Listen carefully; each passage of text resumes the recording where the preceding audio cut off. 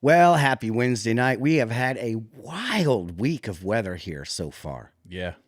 Winter is not here, but it's here, but it's not here, but Yeah. it's here.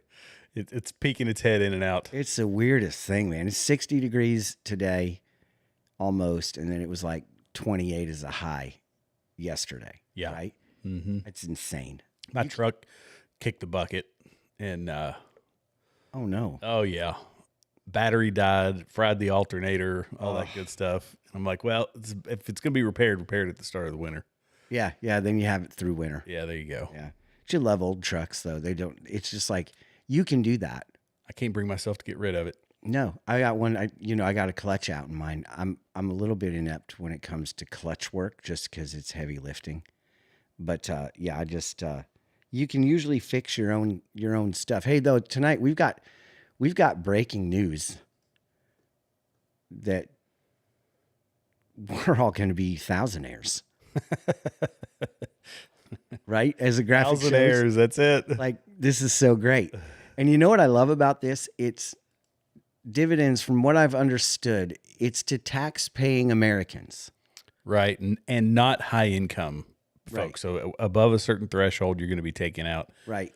It says that President Donald Trump on Sunday pledged to issue a $2,000 payment to every American, describing it as a tariff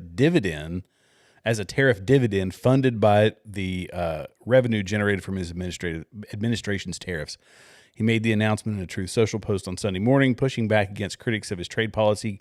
Quote, "People that are against tariffs are fools," the president wrote. "We are now the richest, most respected country in the world with almost no inflation and a record stock market price. 401ks are highest ever." Now, I see this. I see the headline and the picture. You got to think that there's somebody, even though this is a pretty solid media outlet, right? You got to think somebody's back there like, oh yeah, use that picture. You know what I mean? Right. They're like, That's a terrible that's picture. a terrible picture. Use that one. Yeah, that's a really bad picture. It's terrible. I mean, his coif is off. He's got. It's like, And they're they're very reputable. Yeah. We use them all the time here. Yeah. They do some great reporting. But my understanding is this is per taxpayer. So I know Ben was talking about it before the show when made it its way into the text thread. yeah. And that was, does this mean that every person, because that's kind of how he said it, but the implication is no, it's every taxpayer. So if you've got kids, then it's not each one of your kids is going to get it. That's my understanding anyway. They haven't really. Well, they shouldn't. The kids haven't done anything. My kids haven't done anything to deserve this. Right. You know what I'm saying? Yeah. Like, hey, buddy, can you unload? It's great. My 7-year-old, you'd be like, hey, man, you got the silverware to put away tonight. And it's like he literally, I don't know what, it's almost like somebody hits him with a bat and he collapses onto the floor. Yeah. That's his thing. He just collapses. Yeah. And he's like, no, I can't do it. And it's like, you can, though. I've just seen you build a tree house with your brother. Like, you can put away the silverware, buddy. So, yeah, they haven't earned it, but I'm pretty sure the working class, they have. Yeah. It's important. Well, but okay, so here's the debate, I guess, that a lot of people are having online. $2,000, all right, that's going to get spent on flat screen TVs and new iPhones, and everybody's going to go. I don't know. You could stay one night on vacation, I guess, anymore. Yeah, right. With the way prices are, and so people are going to spend that, or do we put it towards the debt, like paying down the debt? But I think I do think this, like, okay, it is going to be a huge.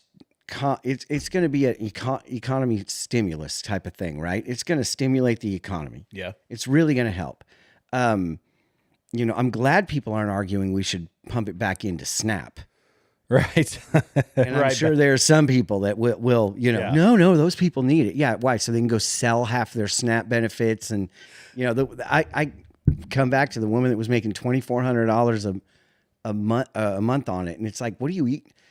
I couldn't eat $2,400 worth of food. Oh, I could. Like, yeah, I'm a fat guy. I mean, maybe I could, but what is she getting? Wagyu? Like, is she? Right. So, yeah, I just, but yeah, I think it's great. I think it's something that what he's saying is it's really a na to the Democratic Party and the people that have said tariffs don't work and how can you do this? What's the legality of this? And the American people, when they get a $2,000 check, they're going to be like, pump up those tariffs. Keep them coming. Right. Keep them coming. And if he can get those people to go, yeah, keep them coming, between a $2,000 check in a mailbox in New Yorker, if you're a New Yorker, and learning that you're not going to be able to ride the bus for free ever, and that everything Mondami has said and promised is not going to be allowed to happen because the state government says you can't do that. Yep. Right? Hopefully it's going to start to make people wake up a little bit and be like, you know what, this isn't so bad. This free market and capitalism and the conservative way of doing things isn't so bad. So, yeah, this is classic. This is just classic. He's been in 3 days when this breaks, where it's like, yeah, because this was on. Oh, I don't have the date on it. Well, here, let me look at it in the article. This came out. It was last week. Or maybe over the weekend. November 9th. So yeah, it was 3 days ago. Mm-hmm.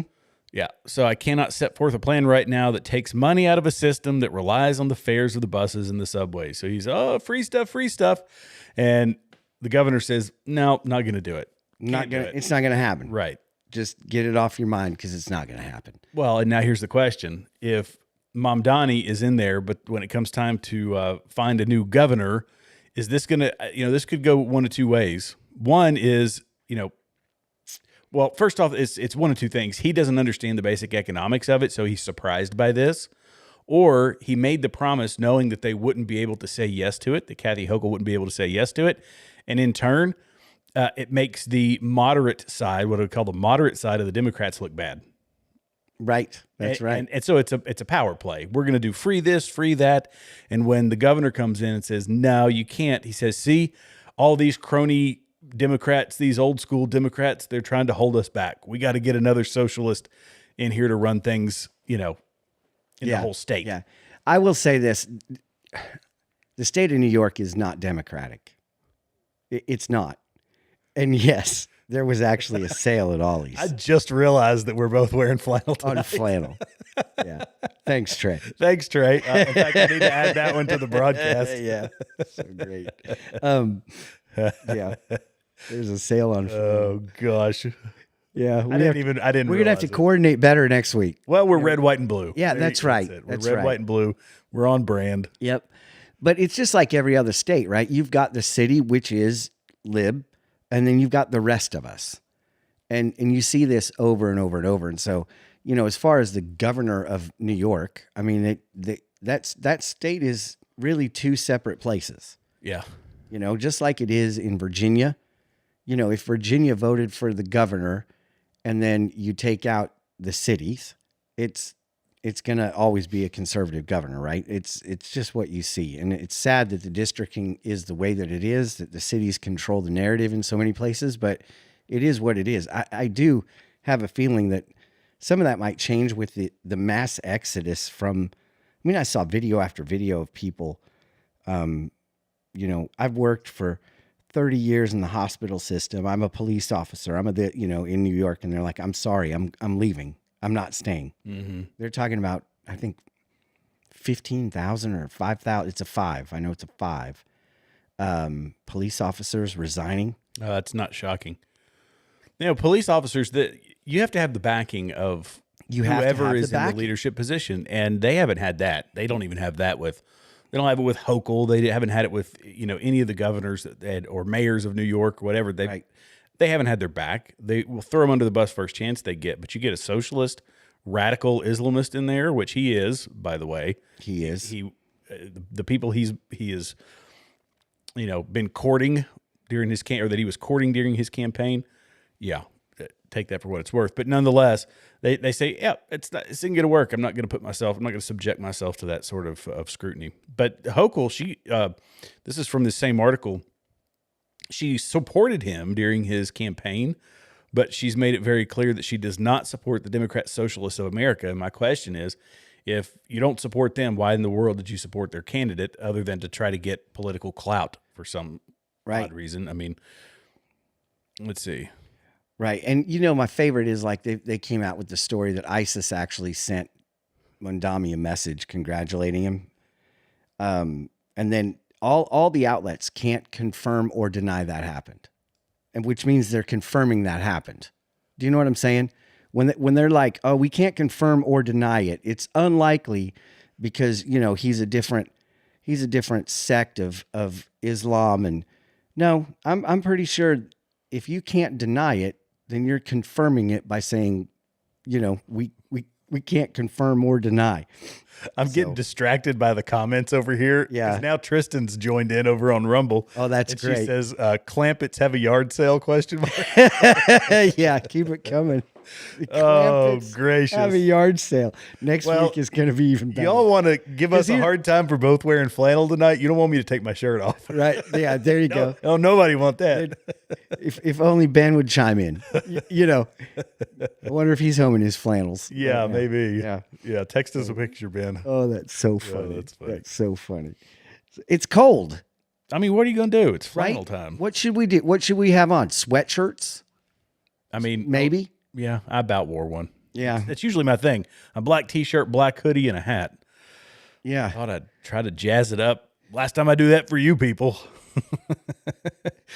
Oh, gracious. Now I'm off topic. funny. Oh, here's another thing. We can talk about Trump while we're on this, you know, the economics of all of this. I don't know if you guys saw this past week, but he's now talking about doing a 50-year mortgage. Yeah. You know why? Because if you have a 50-year mortgage, and this makes perfect sense to me, your mortgage payment is less, right? And that gives you more money to pump into the economy, especially like Duluth Trading Company, where you can get flannels right now or buy two, get one free. That's what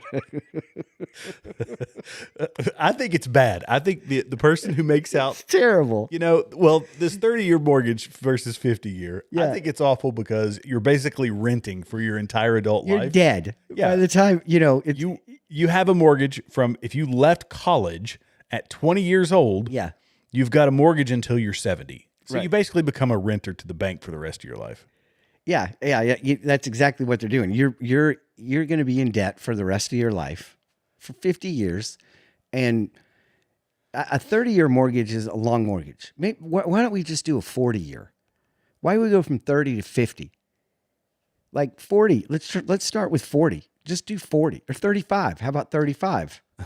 30 is plenty. We've got to do something to get inflation under control. I mean, there's a myriad of things. I'm not an economist. That's not necessarily my wheelhouse, but I do know one thing. A 30-year mortgage and the massive amount of interest that you pay Yes. is it's only compounded if you say, 50 years. Now everybody can buy a house, but the amount of interest that you're paying is ridiculous. I mean, the upkeep on a house in and of itself. Oh, it's stupid. So many people don't take that into account when they go to Especially buy a if you house. like Christmas time, you got to buy the giant inflatable Santas, right, Trey? You got to do all those crazy things with lights. It costs a fortune. It's just not worth it. Yeah. It's just not worth it. My wife and I have talked about like, you know what? Maybe we just find a nice like I don't know, townhouse with a tiny yard, nothing to take care of, you know? So and Dave Ramsey, I mean, Ben's on. And I just threw his Ben's comment up on the Dave screen. Ramsey's now withdrawn his support for Trump because of this 50-year mess. Now, what if Trump got on there and said, now double up on your mortgage payments for the first, 3 payments and you'll knock off 15 years of that, Nobody does that. We've got to change the mindset of Americans when it comes to money. We've got this debt-centered society, debt, just take on debt. The credit card debt has hit. In fact, I was talking about it in one of my Continue Freedom shows. I forget what it's hit now. Shameless plug. Yeah. It was something like 30 trillion. I mean, 20 trillion. I forget the insane. number. It's a massive It's insane. amount I'm going of to look it credit up while card you're debt. talking about it. And, debt is such it's a burden that so many Americans just cannot escape. And this predatory interest rate, the interest rates that they've got on credit cards now, people are getting 25, 30, 40%. You could get better interest rates in some cases going to a payday loan place Yes. or a title loan, Yes. which people used to slam them for their high interest rates. And now the credit card companies, Chase is doing it. Yeah. Yeah. So they're all a bunch of crooks. As of the third quarter of 2025, Americans, $1.23 trillion in debt. That's it. Yeah. Maybe I was thinking billion. But I mean, you think about, Still. okay, 1.23 trillion divided by how many millions of Americans. Yeah. There's a lot. I mean, there's some of us that don't operate with credit card debt. That we really try not to do that. Yeah. Just because we've seen the absolute trap that can become, where you know, oh, let's just go get it put on the credit card and we'll pay it off, and then it's like, well, we'll pay the minimum, and then pretty soon it's like, well, we're just paying the interest. This isn't going anywhere. You know, it just never ends. It's a rental. That's what you're doing with a credit card. You're renting right. to own. You know, Well, and that's all you're doing with a 50-year mortgage. right? Same thing. It's same concept. You're just renting the house from the bank. You know, I don't know if you've ever listened to Grant Cardone. He's kind of a grifter. I think I've learned that he is. He's a very wealthy guy. He's massive in real estate. He's got, I forget now, $2 billion worth of real estate that he owns, something massive. Anyway, he had this pitch where he talked about owning a home, you know, the American dream, that we were pitched the American dream. And he says, who pitched the American dream? Well, it was the banks, because the only person that actually makes out to the good in the American dream is the bank, because of all the interest that they charge. Mm-hmm. And the concept really does make sense. I mean, if you sit down and you're supposed to know it. People should know it when they go into a fixed rate mortgage, how much this house that they're buying for $250,000 is actually going to cost them over the course of 30 years. And it's more than $250,000. Absolutely. So that's just how interest works, right? Yeah. Yeah. Yeah. And so they explain that to you up front, and then you get towards the end of your time, and you can cash that out for whatever the increase in value happens to be. But you're also paying for the upkeep. You're fixing the plumbing. You're fixing the walls. You're fixing the, doing, improvements and all that. And when you really sit down and do the math on it, it's not it's a wealth builder, but it's not the great wealth builder that people pitch it to be. Well, no, especially when the bubble bursts or Exactly. You know what I mean? Yeah. But it is also a little bit like the stock market. You just hold on to it, and eventually it'll come back around. Ben says student loan debt suffocating. Oh yeah. Yeah. Right? You could you could use a credit card to pay that off, or get a 50-year mortgage. No, now they're just saying, just don't pay it off. Have you ever watched Caleb Hammer? Yeah, I know, but I've heard this. Don't bother paying it off. What are they going to do? Kind of thing. Derek actually said with cars 84 months so people can afford the payments. But when it comes to that kind of thing, you're going to buy a $40,000 car for $65,000, right? That's the goal. They're making money off of you when you're actually giving them the money that something is worth, and then making more money off of you, despite the 120%, 200% markup on everything. They're making more money off of you. Yeah. So in a sense, here's where I'm going. The tariffs. We've been paid that money that we're getting back from the government is money that we've already spent over the course of, the last 4 years in tariffs to other things, to things that we've purchased. Does that make it is the American people's money? Yeah. Yeah. I mean, so it's like, all right, you know what? Yes. Would we rather take that and pay down the debt with it? Kind of. But I also feel like, that's not our fault. The debt's not our fault. That's their fault. Right. It is. Yeah. And, I think what we need to do is just to stop paying them for a few years in government and just be like, you guys don't get, sorry. I do like that, like Obama's not going to be getting his royalties for Obamacare, right? The $2.6 million trademark that he's got on it. That kind of stuff. But yeah, the banks, Derek says the banks are getting, you're buying it, the banks get it twice over. Basically, that's how it works. They get like 100% profit on what you're purchasing. Yeah. Right? I'm going to play this. This is Warren Buffett, by the way, talking about how to fix the debt problem. I like him. Margaritaville. Yeah. Different guy. Oh. I can end the deficit in 5 minutes. You just pass a law that says that anytime there's a deficit of more than 3% of GDP, all sitting members of Congress are ineligible for re-election. Perfect. Now you've got the incentives in the right place, right? Yeah, perfect. That's it. That's the truth. They'll you figure go. it out if their jobs are on the line. That's facts right there. Yep. make it, there's got to be a penalty for them. That's right. They spend, and it's the same thing with Mamdani. Every other socialist, that socialism works until you run out of other people's money. I mean, and then they just print more, and then it devalues what's actually out there. Yep. So, wasting away in Margaritaville. Yeah. I mean, yeah, there you go. Yeah. So, yeah, I mean, it's a fascinating. So first of all, let's just brainstorm. What are we going to do with our $2,000? Really?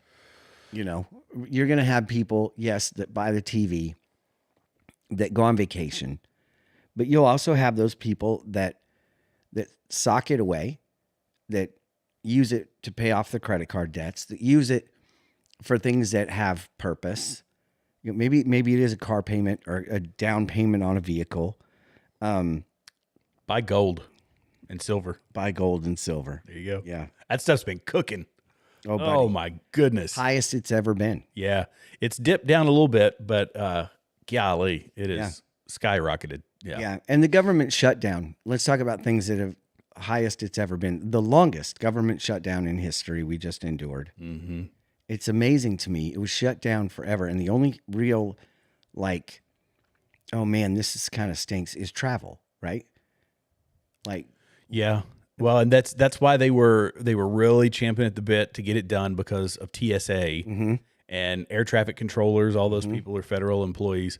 So they needed that we're coming up on Thanksgiving holiday. People are going to be traveling. The airlines were, I'm sure, banging down the door of their congressmen and women, whichever ones they own.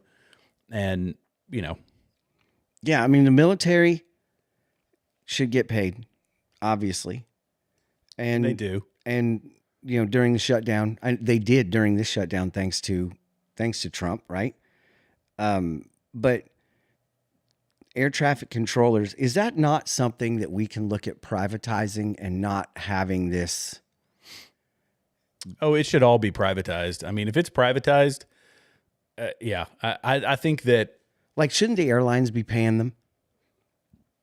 What, paying the air traffic controllers? Yeah. Well, so the states run the airports, is my understanding. Okay. So like Atlanta, right? The Georgia is the one paying for Hartsfield International? Isn't that what the Atlanta airport, ATL? Coca-Cola International right, Airport. Yeah. So they're running ATL. So if you have the airport, does that mean you pay the all of the staff, 100% of the staff? Because they support it with their fire department, with their emergency EMS personnel. All that is provided by the city and the state. Okay. Okay. And because I don't think it's just the city. Somebody could correct me in the comments. I might be off on that, but either way, it's a lot of the upkeep for that is their expenditure. Now, I'm sure that there's some subsidies or something that they get because they're running the largest, airport in the world. I'm sure the airlines pay them handsome fees. Well, that's why I was going to say. Why can't the airlines just do a pool, a flat percentage or something that goes to the air traffic controllers and those people and get it out of because Lord knows they're making enough money, right? The airlines have been sucking. Well, they've always sucked. They're so overregulated that they are. I mean, the regulations. Granted, some obviously for safety reasons in most cases, that's not a bad thing. But every regulation comes with a cost, and they keep adding more and more and more. So they're finding ways to. That's why your seats have gotten smaller and closer to the one in front of you, so they can squeeze more people into those tubes and fly them at 500 miles an hour, 40,000 feet above the ground. It's maximizing space. What's amazing? I flew to Thailand recently, and thankfully on the way out, they flew me Comfort Plus, which was glorious. Yeah. But on the way back, I flew coach, and were it not for you were a commoner on the way back? I did not know that. Way back. And were it not for being in an old school 747, the legroom would have been completely abysmal. Yeah, I know somebody that's listening right now that's watching that he cannot be in coach. He has to. Too tall. Yeah, and he's like, and I get, and I also know this person really well. And I know he's kind of like, I can't fit there. So I gotta have the hot towel. You know what I'm saying? He's that guy. Right. Yeah. Thanks, Trey, for pointing out the flannel. But I think it is, even for me, I'm a short guy. I find it like difficult, but it's because they're trying to fit as many people in that sausage as they can. Yeah. Trying to just cram us in there. And then I love the fact that they overbook every one of them. Yeah. And so you're always left with that. Anybody want to take another flight, and we'll give you a voucher for, free beer and hot wings over at the, Quickie Mart, and we'll put you up in the Jackie Robinson Hotel next door to the, where you can, if you listen closely, you can faintly hear the sounds of Shaft playing through the wall. And you know what I'm saying? It's just like, this is not good. This is not a good place. I've never been put up in a hotel by an airline that I would give more than 1 star. It's always like the Red Roof Inn, thanks. Yeah. So, but let's get back to Mondami. First of all, I love the fact that he's instantly crippled. I just love it. I love that he gets in office and falls flat on his face right away. It is the biggest truth to all of those people that are so. I listen. I lived in New York for a long time. I love New Yorkers. I love New York. Well, I loved New York when I lived there, but it's changed so much. I would never go back. I wouldn't go back. I mean, it'd be so disheartening to go back for me to see the changes that have happened just in the past 10 years, so they get what they get. They voted for him. That's it. Elections have consequences. Yep. Even though most of them aren't from here. Right. Even though most of them are not New Yorkers. And here's the danger, the slope that's happening is we've got all these immigrants that are voting, able to vote in a lot of these states.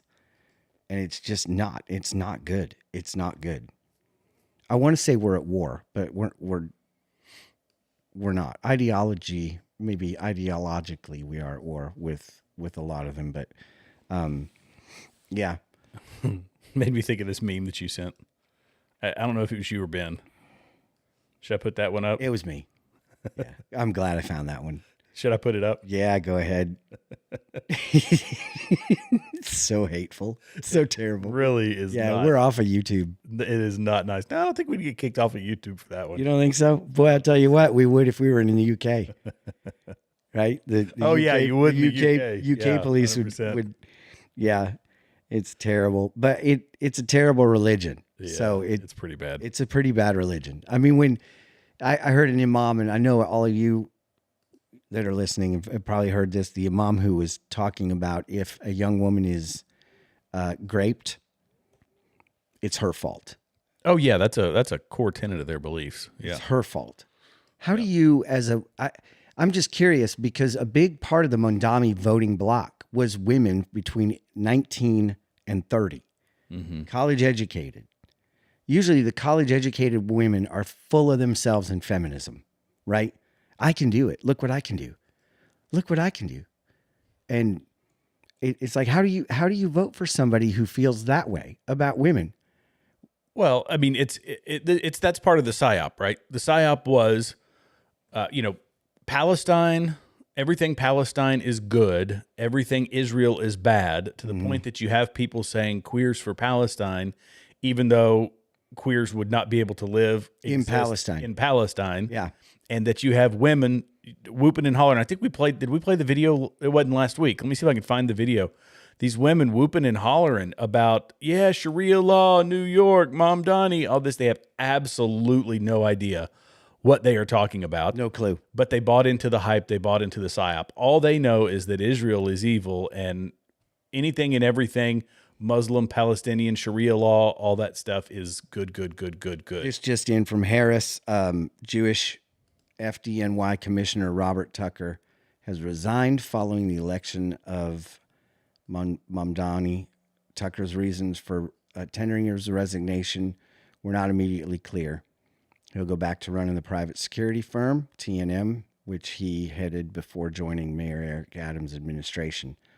That's a big deal when the FDNY commissioner steps down. Yeah. Oh, yeah. A lot of changes happening in New York. And all we can do is really, pray for them. They did this. I think they need it. I'll be honest. I think they need it. I hope that New York gets a socialist governor, because that's something that shuts down socialism quicker than anything is people voting for it. Yeah. And it always leads to revolution. Yep. And it always leads to riots and hunger and lack. And if you have a Donald Trump presidency who says, look, the socialists voted this in. You guys voted this in. I'm not giving you federal funds to offset your socialist policies.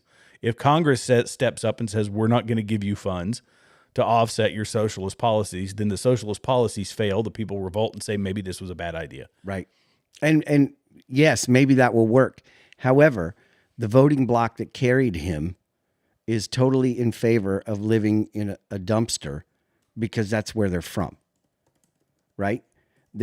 He got a massive vote from the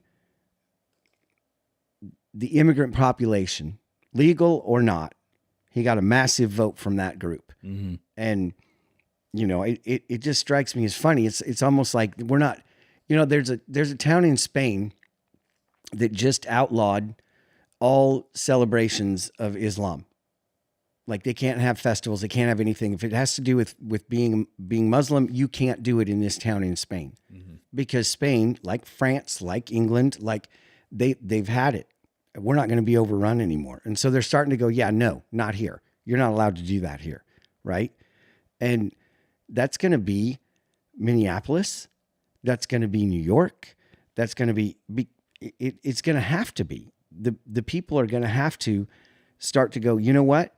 I'm voting for truth in the American way and the way things are here. And if they don't like, if these candidates are coming in and saying things that are just crazy, like he did, you know?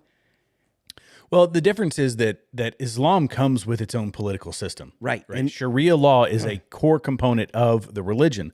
Christianity does not have that. Right. Christianity has morals and principles that we can apply to a government so we so choose, which is what we did, which is what made it great.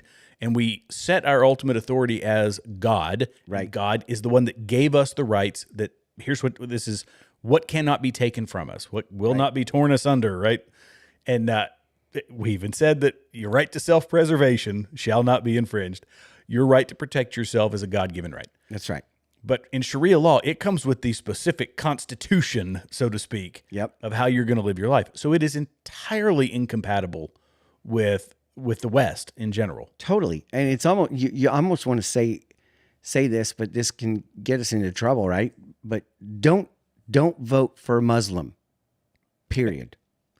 Yeah, I feel pretty safe saying that. No matter how great of a person they are, don't vote for them to be in any kind of political arena because they carry with them their conscience. And their conscience, their belief system is such that is not compatible with yours. And sit down and get to the meat and potatoes of it, and you'll see if you ask them the questions, the hard questions, even if they're your friend, you're going to have a difference.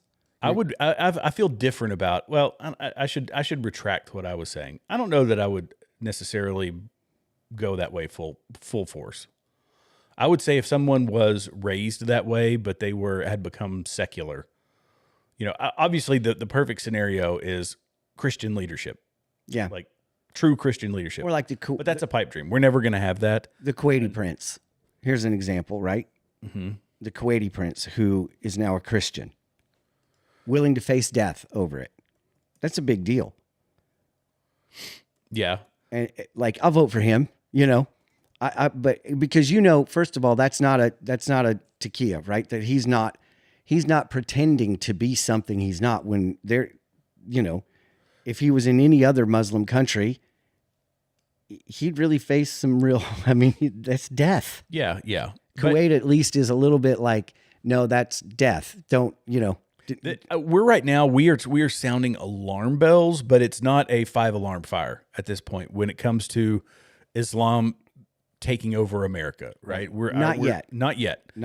But this is the long game. You have to be thinking decades down the road. Yep. And decades down the road, it is entirely possible for something like that to happen because our the good times that we've been having have led us to move ourselves into a worldview of no marriage, no kids, your job's the most important thing. And they still say, nope, the family's the most important thing. So 4 to 1, they're having more kids. Yeah, it is very feasible that we basically breed ourselves out of existence in a generation or two. It's going to take probably 2 because of the size of the country. Yeah, right? I mean, it's 300 million people. We're still having kids, but it's just it's the difference, the number of people. There's only so many, Muslims in America, but they will take over bits and pieces of the country, and freely because of people like this. These were the women that these you're ladies. talking about, this is classic. Celebrating Mom Donnie. They have no idea what they're cheering for. Sharia law starts now. Absolutely.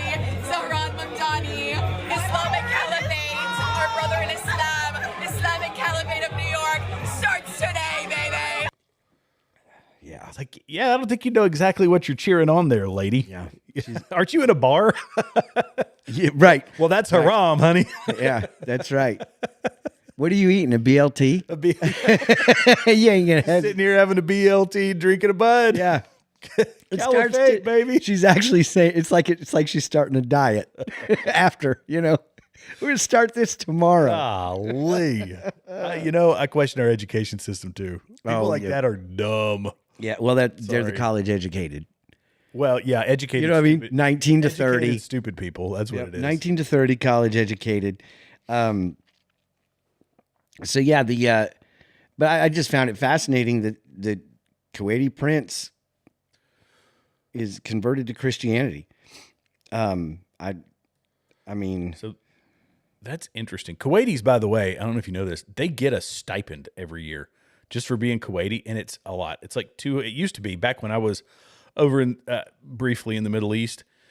I think it was something like $250,000 a year they were making just for being natural born Kuwaitis. So this is the guy. It says the truth about the Kuwait prince who converted to Christianity. According to a recent video going viral online, a Kuwaiti royal prince has become a follower of Jesus Christ. In an audio file posted with the name, the prince affirmed that if he is killed because of a recording he made where he talks about his conversion, he firmly believes that he will meet Jesus Christ face to face. The news is exciting, but is it real? There are 3 things to know about the video. First, the conversion story is from 12 years ago. mm-hmm. The earliest dates of the reports from a general Google search are from 2012.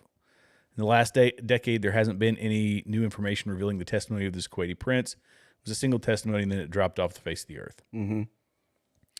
There's, there's more to it here. Most often shared with the testimony, the one that seems to be a photo of a Muslim Kuwaiti prince named Abdullah al-Mubarak. So this is, by the way, this is from August of last year. Yeah. Was that when the story that you saw originated? Yeah. And here's the thing. It's one of those like, yes, it happened supposedly a while ago. Oh, okay. Yeah. Okay. But here's where I'm going to go. There is throughout the world right now, there is very much a us against them when it comes to Christianity and Islam. Mm-hmm. And this story has resurfaced and has been making its way around all kinds of different circles, right? And I think it's something for us to note because, it disappeared for a while, mothballed, and now it's resurfacing. Like, look, there is such a division between the two religions. Yeah. Well, I would say that there's a division between, if you want to say 3 religions, but there's Christianity and there's Christianity. Yeah. Right. There's Christianity and then there's Christ followers. Right. Christianity and then there's Islam. And there, amongst all this, Charlie Kirk, Candace Owens, TPUSA, Tucker Carlson, all that mix, there's a real rift going on in the midst of Christianity with Nick Fuentes of all people. Yep. That just deplorable individual professing to be Christian and people following along. So there's more than just the division there. And that's, that's only something that the evil one can concoct, if you want my opinion. when we should be having a united front after Charlie Kirk passed, and there should be, people coming to revival in this country, immediately certain people who are Christians stepped in and started dividing the evangelical. Right. Certain people who are Christians who I'd love to look at their bank accounts because they're getting paid to say what they're saying. Right. I really believe that. I believe it too. Especially, let's just take Candace Owens, somebody that you've done a lot of homework on, right? Mm-hmm. It is so wild at this point. What the woman is saying is so incredibly outlandish.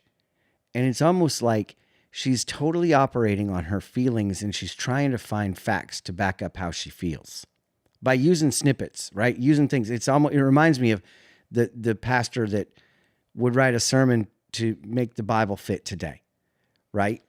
Right. Like it's not so much, we're just going to go ahead and, use the word of God when it's convenient to kind of push our point in today's, we call it deconstructionalism, right? Like when it's all about like, well, God didn't really mean that. I mean, it's the first tool the enemy used in Scripture. When he rears his head, the first things he said, did God really say that?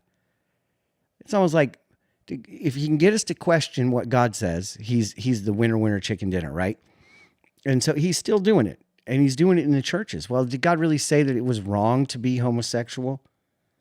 Did God really say? Jesus never actually spoke about it, right? Yeah. Oh, look at what Paul says. It's almost this just so subtle. It's such a subtle thing that if you don't know the word, you can be easily swayed into the camp. Well, I'm not so sure I agree with that because, Jesus never specifically said you shouldn't murder your sister. So maybe you're all right doing that. Yeah, that's there are things that you get. Frank Turek does a lot of this. He's answered this question many times. I've heard Wes Huff, he's answered it several times, that the Bible is not, here are all of the things in sequential order that you are not supposed to do, because a lot of things are cultural norm. Yeah. You know that you're not supposed to do it. Right. It doesn't have to be stated, but here's the moral framework. And within that moral framework is, don't take out your sister, don't, do this, don't do that. Right. It's the just, Bible doesn't tell you to that put your socks on one goes on one foot and one goes on the other, right? But we do that. Right. So, I mean, it's just almost like this. It's just insanity. And the deconstruction thing that's all based around wordsmithing, where that word doesn't really mean that if you're from here, and that like it's all trying to wordplay, but you just can't do that with the word. You can't. If you start to do that with the word, then the moral code goes right out the window and everything falls apart. Everything falls apart. Yeah. When it doesn't really mean you can't steal. Right. Well, and I would say that when it comes to people, we were talking about Candace Owens or Nick Fuentes or, Tucker to some level. Yeah. He's made some interesting decisions. Certain people, I will use definitively Nick Fuentes. Yeah. I know he's one of your favorites. He's insanely popular, and yet you listen to his rhetoric and it is deplorable. It is absolutely deplorable what he says. But in a deconstructionist way, people take what he says and they say, but this little thing is right. Yeah, I know he praised Hitler. Yeah, I know he said that he celebrates Stalin's birthday every year. Right. Yeah. That, and he goes on. But what and on he says with all here. these things. But what he said right there. Did you catch that? Yeah. Between him liking Hitler and denying the Holocaust. Right. That point, it's a very good point. It's even like, okay, yeah, make this guy a spokesperson for the conservative right. He actually should be the Pepsi. And he says he's a Catholic, so I mean, winner. He's a good guy. He's a really good guy. But a blind squirrel gets an acorn. Right. But what I want to do to finish that thought is follow when people say I'm a Christian, follow their worldview all the way to the end. Yeah. So if you pick apart everything that they say and say this is what needs to happen, if you follow it all the way to the end, and there is oppression, there is destruction, there is division. There are all the things that we know that Satan wants to exist in this world and amongst Christians in particular. Mm-hmm. Maybe that person isn't to be taken seriously or to be listened to at all. When they're popular, I feel you kind of have to listen to some of it every now and then. At least us as commentators do. Yeah. Because we're talking about this, but not that's only to know what we're up against, because we have to understand why people like that are resonating with young people and young adults in, there in you go. particular. 14, 15, 16, all the way up to, 20s, like late 20s. And they're Isn't it interesting? glomming onto people. It almost stops there, right? It's almost like they become, here's the fear, right? That's our future voting block. And it's the future leaders, our future representatives and all that. But it makes me stop and go, who'd I listen to back? We were all young and dumb once. Sure. We all were. And I think a lot of it is just like the transsexual thing. It's a fad. It was, I hate to say it, but it was a fad. And what's sad is doctors bought into the fad and the government bought into the fad, and we're going to go, but it was all pushed on. It was pushed on these kids, and these kids embraced it because it was kind of cool, trendy. And so now all of a sudden they're like, well, I think I'm a girl. No, you're not. Because it became the popular thing to do. It's what they all did. So basically on the left, it said, I think I'm a girl. And on the right, it said, I think I'm a neo-Nazi. Right. Yeah. Yeah. According to them, that's exactly what it said. But I mean, if you do the comparison one to the other, that's basically, it's trendy to be a racist, which is what Nick Fuentes is. And, there were people like David Duke but they weren't getting traction because the only way we had access to information was the mainstream media, and the mainstream media isn't going to platform somebody like that. Now we've got social media, and anybody and everybody can be platformed. You know what I'm saying? So the access to information is so much greater, and it's so much easier for somebody like that to not just step out and say the things that they want to say. He was canceled, but he's on Rumble now. He's back on X, him being Nick Fuentes. Mm-hmm.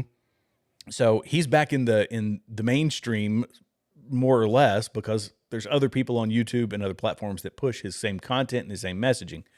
That wouldn't have been possible when we were younger. So it's really an anomaly that, we don't know how to deal with it. He's got to have the right to say the things he says, but I just question how we've become morally corrupt amongst these young people that they say, I could get behind this. And is it just for shock value? Because maybe that's, the internet feeds, well, it doesn't feed, but it helps promote shock value. Shock value gets views. Views get clicks. Clicks get money. So maybe everybody wants to be a shock jock. And I know I do. They get on board, right? They get on board with people. That's why we wear matching flannel. Well, there you go. Yeah. There you go. So Derek has a question. Aren't we taught that forgiveness, however Christianity is attacked, this is what I think he's trying to say, is that aren't we taught fact and forgiveness? Isn't that what the good book says? However Christianity is attacked. Am I wrong? Let's try to rephrase that, Derek. We can answer. We can approach it. Forgiveness is always, Jesus says, if you don't forgive, I can't forgive you. So forgiveness is a real big freedom thing for us in the world where, you can't carry unforgiveness and bitterness towards people. So you do have to forgive them. Just like Erica Kirk stood up there and said, I forgive the man, the young man that shot my husband, Charlie. Jesus was the greatest example of forgiveness when he's hanging on the cross and says, forgive them. They don't know what they're doing. And so no matter what, you can attack my Christianity. You can line us up in front of a wall and point a gun at us, and you got to forgive. You've got to forgive. And you have to remember, even the people that have a different ideology than we do, a different religion, a different whatever, even one that would make them want to, behead Christians. That's what the Quran teaches them. It's, Father, forgive them. They know not what they do. It's not them that we should hold account against. It's the one that is controlling them, the lies that they have believed to be true. It's the sower of that seed, the enemy, that we should always be against, that we should always, and you don't have to forgive. I think this is a good question. This is an even better question. Do we have to forgive Satan? That's a weird question. Isn't that a bizarre question? I just thought of that. Like you have to forgive everybody.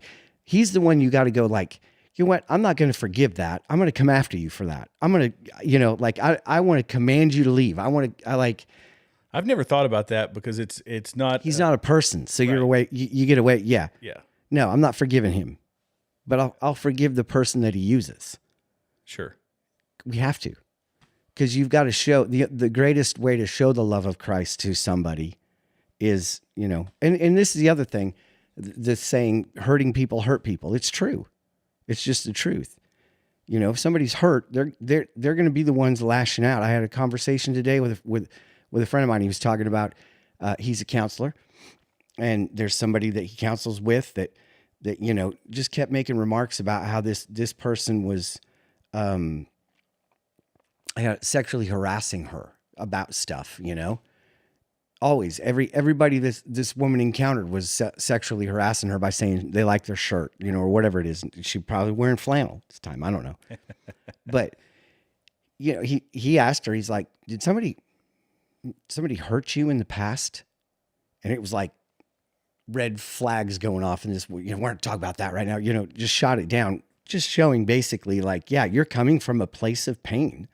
And so everything that you're going to see is going to come through the lens of, they're just about the sexual aspect of who I am, not me personally. Do you know what I'm saying? Like they're just all about my body. They're just all about because she's had an experience in her past that would lend her to err on the side of this is what people see in me. Right. So and then she'll lash out by accusing people of sexually harassing her because in her past, that's what she's coming from.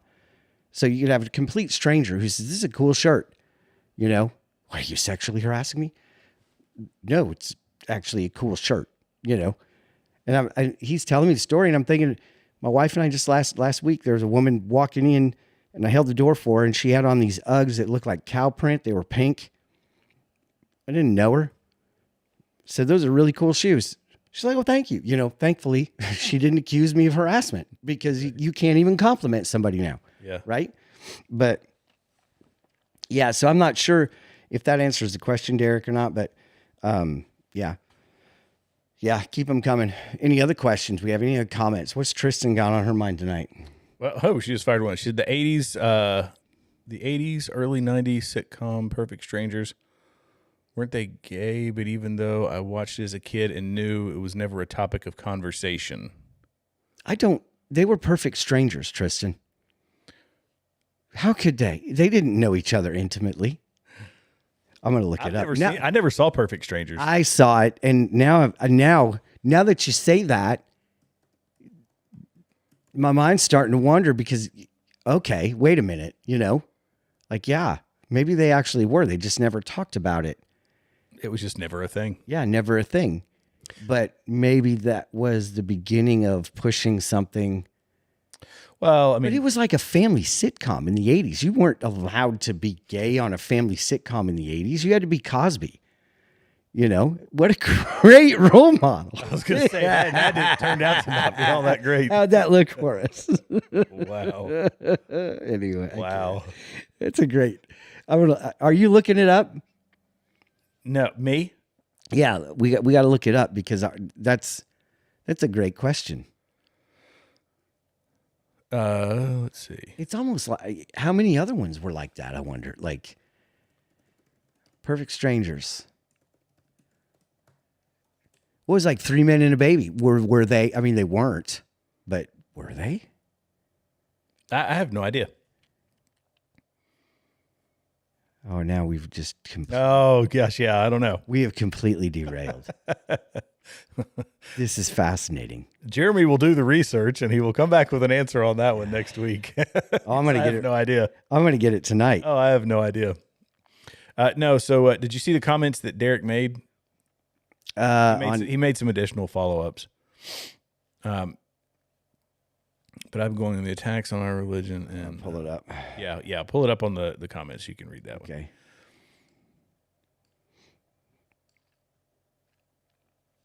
Good comments, good questions, helps with the conversation. So as Jeremy's reading that one, Let's see. Well, I didn't have anything to segue to. Yes. Okay, Derek. This is a great point for those of you that are not on Facebook side. Derek asked that, our religion is attacked and hated. If their religion teaches hate towards us, isn't that the work of the devil because we're attacked for believing in the one true Savior, Jesus Christ? Yes. And yes, I mean, it's 100% yes. Anything, it's the Antichrist spirit, right? So what they follow is not Christ, and it is not even Christ-like. I saw anything that goes against the gospel, anything that goes against Jesus is an Antichrist, right? And so especially when it comes to Islam, they have the angel of light, the prophet that appeared to the prophet Muhammad. All the things that if you read the history of it, it points to directly a demonic intervention to create a religion. And remember this, the highest Satan wants to be like God. This is why he was kicked out.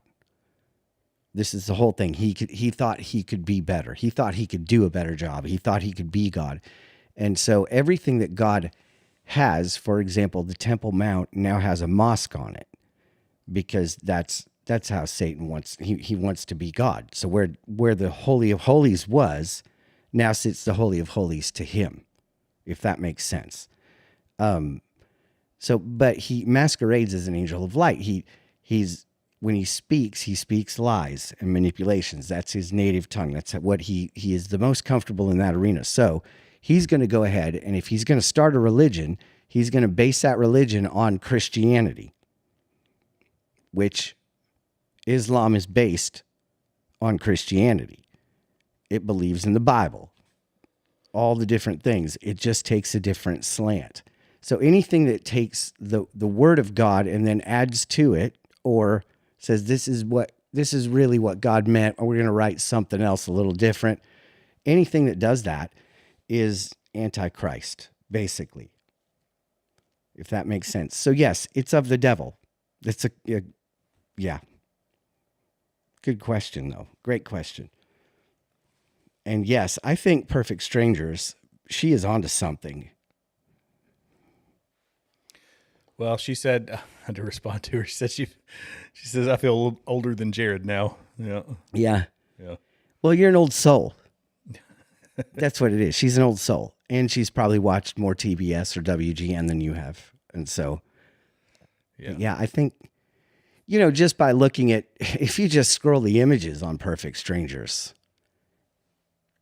even though they have girls with them, yeah, I think maybe they struggled. I think they had struggles. Well, the whole thing, the sexualization of TV, this has been something on the moves, the Will and Grace years where it just gets, oh, well, Lord, yeah. Normalized, all that sort of thing. And yeah.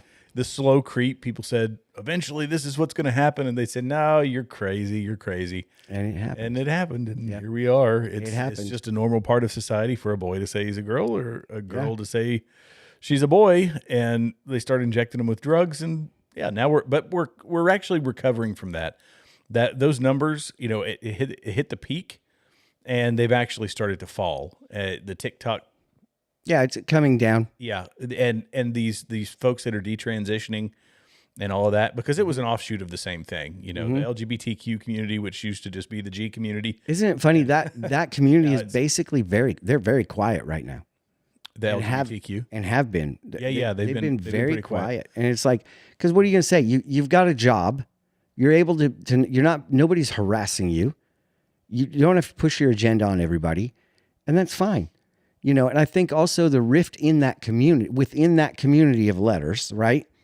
Like it's almost like the Crips and the Bloods, or the Socias and the whatever they were on the Outsiders. Do you remember the Greasers and the Socias? Yeah, like it's almost like they have their own gang. Like if you're gay, you don't like the trans people. right? Because they have upped the ante. Dave Chappelle did a funny bit on this. Did he? But so it's almost like there's this in battling within the letters, where I think maybe they're battling in each other enough that it's like, oh, and there's a woman that I follow who is gay, and she's got a son, and I follow her because she's common sense. She talks about like, you're not going to tell my kid doesn't need to know what sex is. He's 4, he's 6, whatever his age is. I don't remember, but when I heard her say that, I was like, huh. And every post that she has as a lesbian, she's coming out saying like, you don't teach my kid this stuff. Yeah. We're going to steer clear of this. We have no business trying to force our sexuality on somebody else. Let them discover it on their own. Let them live their life. Let them, don't talk about it with them. And it's kind of like, that's a very common sense approach to things. No matter how you're living your life in front of your kid, at least you're not trying to push that on them like this is appropriate. Or try to bring in other kids and create your own little, kids with warped minds that have been indoctrinated into whatever it is you're trying to push. Yeah. So, I mean, that, and look, that was a natural progression, going to be the natural progression of schools, the feminization of schools. It was. And the liberalization of schools. You put the two of those together, there's only one way it was going to go. Yep. There was an interesting article I read, it's been a couple of years ago, where they talked about the number of, in schools, it was more commensurate men and women instructors and teachers in schools. Yeah. And how it has gone, overly feminine, and the need for it. But the ones that honestly suffer from that the most are the young boys. Sure. Because the only place you get a masculine role model is at your gym, your PE coach. Yeah. Right? It's Coach, football coach Smith. wrestling coach, Yeah. right? Yeah. If you're in sports, you're getting some of that. Yeah. But to be exposed to masculine men on a regular basis throughout your academics, and how it was the impact was just different. Back in the late 1800s, early 1900s, and then back when I was a kid, right? Well, the invention of flannel, yeah. Right. This might have to become a thing. It's gonna have to. Yeah, we're gonna have to call each other. Maybe next week we can wear Georgia Bulldog shirts. After tonight, it's very sad because I actually just bought like 5 flannel shirts. Yeah. Oh, I love them. I love them. I'll wear I haven't them. worn flannel in a long time, Yeah. and I bought some. And after tonight, I think everybody's pretty much killed it. I wear them and go home. Like after tonight, I'm gonna go home and spill something so I can grab the brawny. I just, that's who I am. You know what I mean? I'm gonna grab an axe out of the shed, go in and spill, so I can clean up with some brawny. And but yeah, I love flannel. I mean, it's what's not to love. It hides your fat. The stripes are slimming, and they also make you look bigger because they're going both ways, up and down. So you look. I mean, they slim you and they widen you at the same time. What's not to love about that? I look plenty big.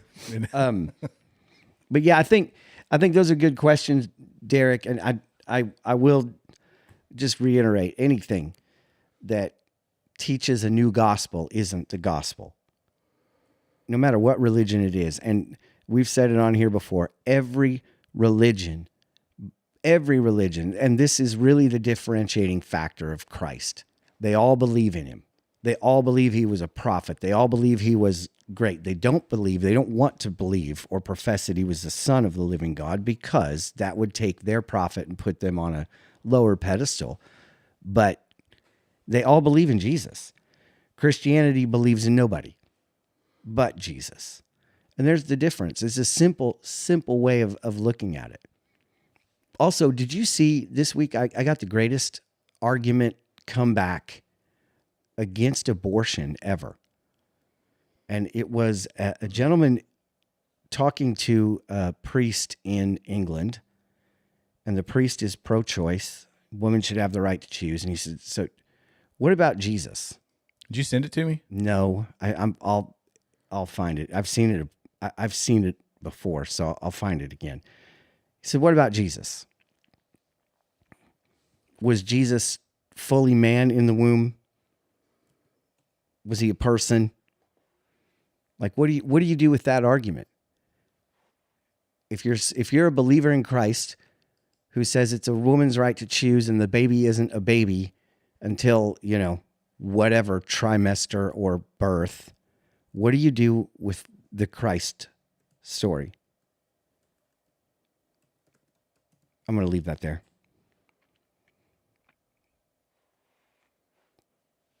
That's the greatest argument ever. What about Jesus? Could you abort that baby? Was it not fully man? Was it not fully man in the womb? There you go. Admittedly, I didn't hear all of it. I was trying to find the clip. Oh, you were trying to find it? I was trying to find it, but no, it's okay. I might be able to find it. They got the point. They landed with them. Yeah. Sorry, I sometimes get distracted when I'm doing producer / commentator. Yeah, I don't know.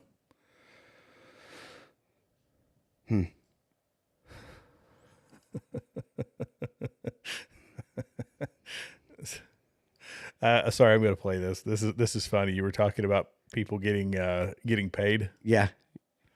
It's an AI video. Yeah. Oh my gosh. AI videos are getting out of control. I have no idea what the music is doing.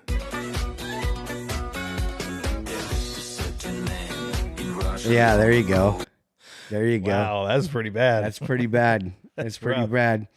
bad. Good news. According to Barna, Gen Z men and Gen Z women, they're committing to Christ at rates no one saw coming.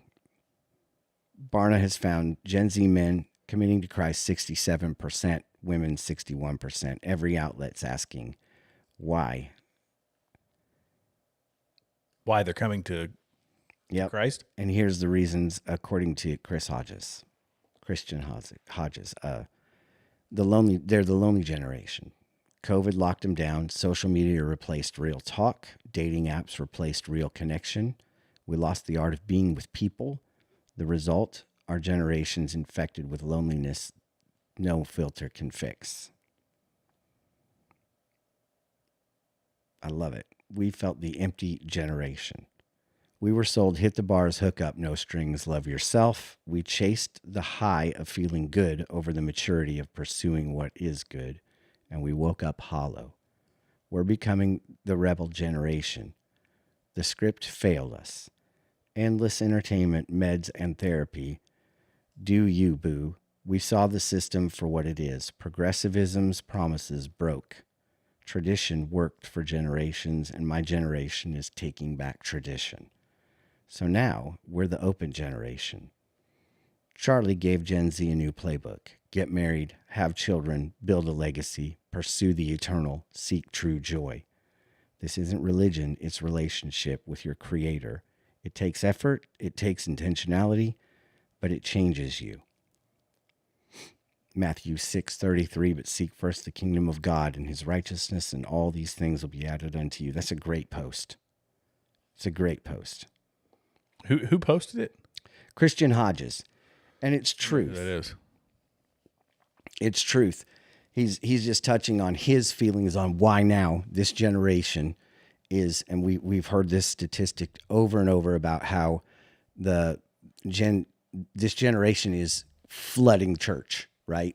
Churches are growing because of the younger generations.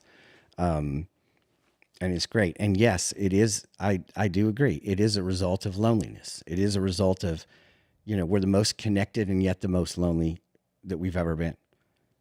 I think of my mother who's probably watching us. She is connected through Facebook to everybody and everything all the time. And it's great, but she's alone, except for, us. We go in and out all the time, bother her.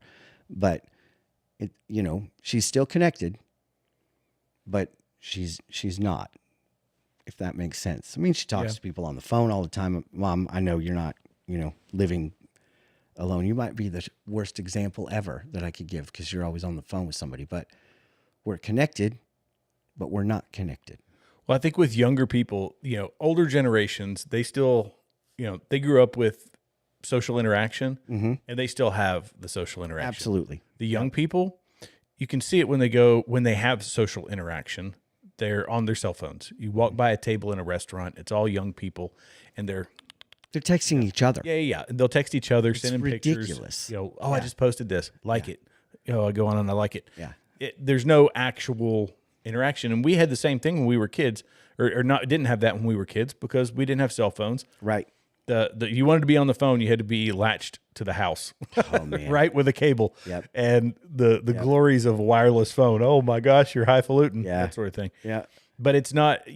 When we wanted to interact with people, it was outside. Yep. It was actually having conversations face to face. And I think for our listeners, because our demographic is older, right? Mm-hmm. Think of all the inappropriate behavior that corded phone stopped. Do you know what I'm saying? I know for me, like I'm in the kitchen. There's no way I'm going to, first of all, there's no pictures that can be sent, but I can't even say what's on my mind. Right, because somebody can pick up the phone on the other end of the house. There's that. And, there's also my dad sitting at the table, so you got to be like, And if there was a girl and I said, I love you, it was on. My dad would be like, don't you ever say that unless you're willing to ask her to marry you in the next sentence. That's something you reserve for somebody special. You understand me, son? Oh, yes, sir. Like it was always a learning moment with me, still is. But yeah, bring back the corded phone. You want to win this generation back. Let's bring back the corded phone. And then it's over. It's like, we're going to go back to mom and dad knowing exactly what we're doing. Yeah. Well, and I think it's the social media piece of it is probably the worst. It's the worst. I mean, yes, there's sexting and all the things that people can do far too young. And that's its own nightmarish situation for, boys and girls and their relationships. But the social media piece of it has, we're not the first people to say this, obviously, that it reduces your self-worth to clicks, likes, and views. And it promotes the same thing we were talking about earlier. Be a shock jock. Be somebody who's going to do the wild thing to get attention. And it's A, dangerous, not great. B, not great for your development. C, it's not helping you build meaningful relationships in any way. Right. It's just it's just being immature, right? Yep. So there's very few net positives when it comes to social media for young people. Now, as a parent, though, what do you do? Because we already crossed the threshold with one of them. Another one is approaching that age where it's like, I'm going to want my own cell phone. And it's almost like you go, no, I want to guard you from this. Yeah. Because you're not going to become what you see on the internet. You're not going to become, you're not going to have the wealth that these people have. You're not going to live the life that these people live. You're not going to, because those people are actually not living that life either. There's that reality check of like, yeah, it's not always rosy for them, even though it looks that way and their filters are set up that way. It's not. Did you hear the guy talk about the number of people they actually have in LA and some of these other big cities, airplane, basically hulls of airplanes that they have fit to look like an airplane so that they can film content as though they are on an airplane. And they aren't. It's literally a studio. It's literally like they've created a job. They've created and people pay for a space to go to look like they're doing something. To look like they're flying private, to make the funny videos of, something happening in a plane. And yeah, that's such a fake world. That is so ridiculous. With AI, it's only getting worse, man. Oh, it's only getting worse. Yeah. It's only getting worse. I sent my daughter a video last week, maybe the week before, of her when she was like 5, and she does a roundhouse and kicks me, knocks me out.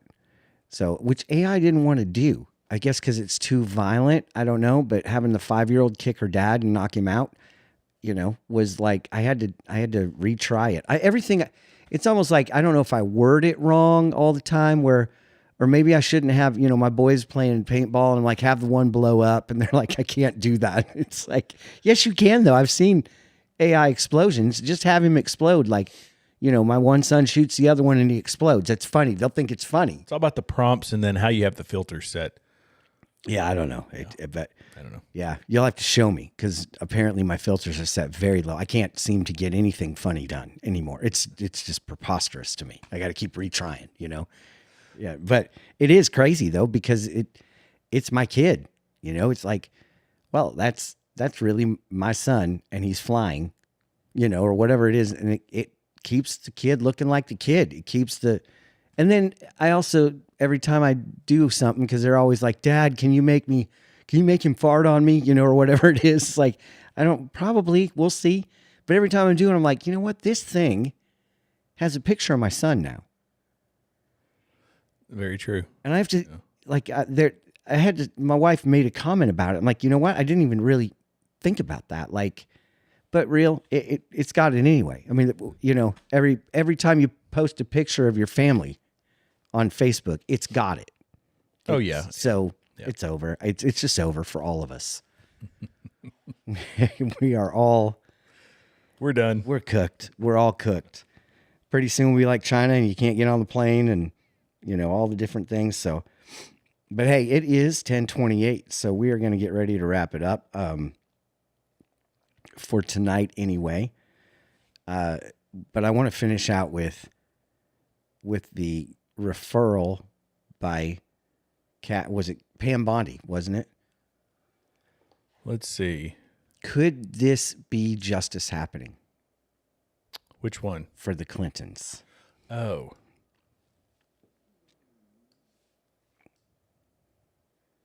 There they are. Well, happy couple. Why is it doing that? Hang on. You can't see the text. Yeah. We'll finish out the show with this because this is one of the best, biggest, brightest moments. Can you pull it up on your... It's not... It's... Can you read it if you pull the picture up? Can you read it? No. It's not letting me... It's blowing it up for some reason. Maybe, just maybe, they're trying to... All it says is AG Pam Bondi and FBI Director Kash Patel have submitted documents to Congress alleging the Clinton Foundation accepted donations from foreign and domestic sources seeking political influence. Boom. Which is something we already knew. Mm-hmm. However, it's going into the halls of Congress, and that's a problem for them. Potentially. That could be a bear trap. And I know... We knew that they accepted money, though. That's the thing. That we knew that they accepted it from the Saudis. Mm-hmm. Allegedly. No, confirmed. The Clinton Foundation did. Yes. While she was Secretary of State. Yes. Yes, but we've heard allegedly. We've heard all the different things. Yeah, allegedly. It is truth. Allegedly is that Trump is in these Epstein files that they want to release. Now the Dems want to release because I do believe they imploded, right? That party is such a mess. They're such a train wreck. We're going to hold out. Longest shutdown in history, but we'll go ahead and cave in. Now, it's like, well, that was all for nothing. What a waste of everyone's time you are, right? But now that they have done that, I think to take the wind out of the sails, they're going after, we're going to release these files. And I wonder how much of those files are going to be redacted because a lot of their names are in those files. Does that, you know what I'm saying? They're trying to go after Trump by releasing emails and things that he has mentioned Trump in. If I was Trump, I'd be like, release them all. I don't think that they're going to find anything. If they had something incriminating, it would have been done years ago. Yeah, it would have been done under Biden. Absolutely. Years ago, before Biden. The first, the Adam Schiff would have pulled it out, right? Yeah. They have nothing. And they better be careful because they're playing with fire because we know that some of them are totally in the tank with Epstein. Oh, yeah. Yeah. So, I mean... Yeah, if I was the Obamas and those guys, I'd be like, hey, let's play nice with this Epstein thing. You know what I'm saying? Yeah. Me and Michael, we want you to play nice. So although the Obamas have lost a lot of their clout with the Democratic Party. Yeah. So that's sad. They've fallen out of favor, right? So it's almost like this, what is their identity? Who is it? AOC? Is this what we're getting now? The socialists? This is what we're getting, is the far left has taken over the party and the party is really imploding. And we're watching it. Yeah. But I mean, at the end of the day, they'll still stand, more or less arm in arm when it comes to voting. They'll have little bits of infighting. We're not the same way over on the right. We're opinionated. Yeah. So, but yeah, at any rate, tonight has been all politics and a little bit of religion. I'll tell you, I want to fill this up with a whole lot of Jesus before we go. There you go. Because we are approaching the season of Thanksgiving. I was reminded of that today, and I will share a quick story. I was on my way up to work up in the mountains today. It was a beautiful day, and I was just listening to praise and worship music. And, when you're driving, it's a great time to just get in touch with God. And drove by this beautiful waterfall, and just like, God, I haven't seen, since we've been up here, I have not seen any wildlife at all. I'd love to see something, crazy, bobcat, something, I am not kidding you. I finished saying it and turned my head to the right. And there in a driveway stood one of the biggest, and I've seen a lot of them, but one of the biggest black bears I've ever seen was just sitting there. And it was morning. It was like, when the morning, it had just gotten above the trees as far as the sun goes. It was very bright. And it was like his eyes were glowing. I mean, his fur was all shiny. It looked like he just got out of the shower. I was waiting for him to, just gorgeous. He hears us, even in stupid prayers like that, even in just those little requests. I'm not saying, tomorrow you should be like, God, have this squirrel come sit on my lap. Like, no, but there are definitely times where I feel like, that was a moment where I was just so thankful that he's our loving Father. He'll never let us down. And I just felt like, wow. And it might be a small thing to you. It is a small thing. However, the fact that I had just asked him about it and turned my head and there's a bear was kind of one of those like, coincidence. I mean, I don't know. It doesn't matter one way or the other. I'm still thankful, still blessed. I'm his son, right? You're his daughter. You're his son. If you believe in Christ, you become his. One of the most life-changing things, I'm certain, for the disciples and for us even today, is when Jesus was going to the Father, he said, he's not my Father, he's your Father. That's a big moment where the adoption took place.